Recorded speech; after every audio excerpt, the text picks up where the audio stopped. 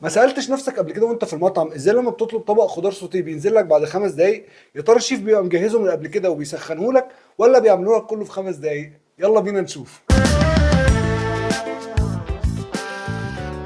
مبدئيا كده اهلا بيكم في سلسله اساسيات الطبخ. يا ريت اللي ما شافش الحلقات اللي قبل كده يشوفها عشان هيستفيد جدا. هنخش في الموضوع على طول. حلقه النهارده عن تسويه الخضار، وفي مصطلحين مهمين قوي لازم تعرفوهم: البلانشنج والبار بويلنج. والاثنين سواء البلانشنج او البار بويلنج معناهم تسويه الخضار جزئيا، وبيبقى الهدف منه الحفاظ على اللون والقيمه الغذائيه والملمس بتاع الخضار. هما الاثنين نفس الطريقه، بتبقى عباره عن انك بتسخن ميه مغليه بتغلي خلاص وتحط فيها شويه ملح وتنزل فيه الخضار، وبعد كده تطلعه وتنزله في تلج عشان يوقف السوا بتاعه. طب ايه الفرق ما بينهم؟ الفرق ما بينهم ان البلانشنج يا دوبك بتنزل الخضار عشان يوصل للمرحله اللي هي بعد الني على طول. كلمه بلانشنج دي هتسمعوها في المطاعم كتير قوي، باللغه الدارجه بيقول لك ايه، خدت الخضار بلانشيه. وده بيحافظ جدا على اللون والملمس والقيمه الغذائيه بتاعه الخضار. وتاني ميزه للبلانشنج، لو خضار انت عايز تحفظه، عندك خضار طازه وخايف يبوظ، فبالتالي بتعمل له بلانشنج عشان تحفظ لونه وتحفظ قيمته الغذائيه،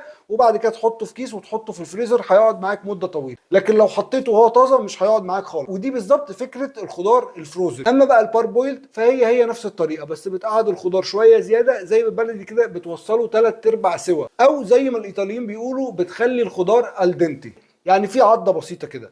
طب ايه استخدام البار بويلنج؟ البار بويلنج بقى ده اللي هيرد على السؤال اللي سالناه في اول حلقه، ازاي المطاعم بتنزل لك الخضار في 5 دقائق. دلوقتي احنا عندنا عايزين نعمل خضار سوتيه. تخيل معايا ان عندنا جزر وكوسه وفاصوليا خضراء، كل واحد فيهم بياخد تسويه مختلفه عن التاني. لو احنا سويناهم كلهم مع بعض هنظلم حاجه. يعني مثلا لو احترمنا التسويه بتاعت الجزر وسويناه مظبوط، فبالتالي هنظلم الكوسه وهتبقى الكوسه مهريه زي ما انتم شايفين كده. طب هنحلها ازاي؟ ما احنا عايزين نسوي كله عشان ننجز، عشان العميل مستني.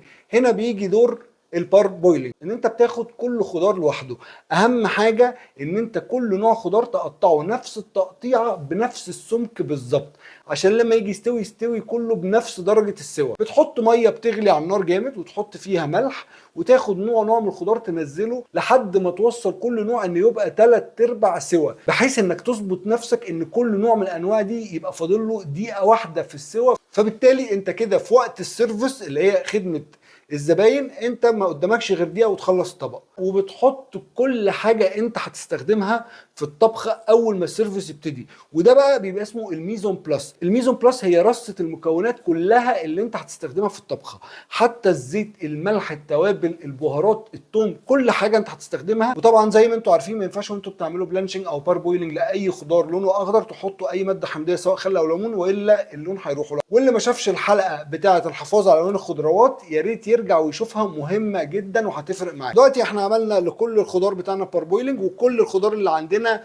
واقف على دقيقه واحده في التسويه. نتخيل بقى ان وقت السيرفيس جه وحد طلب طبق خضار سوتيه. الموضوع بسيط جدا. يلا ناخد مثال. في طاسه سخنه هتنزل بشويه زيت زيتون وتنزل بالخضار بتاعك، وتحط بقى المنكهات اللي انت عايزها والتوابل اللي بتحبها. انا حطيت توم وروزماري وملح وفلفل وشويه بقدونس مجفف وتقلبتين، وهوب كده جاهز.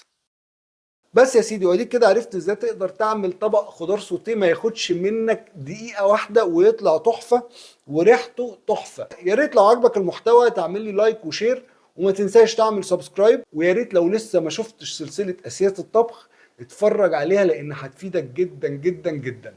اشوفكم على خير.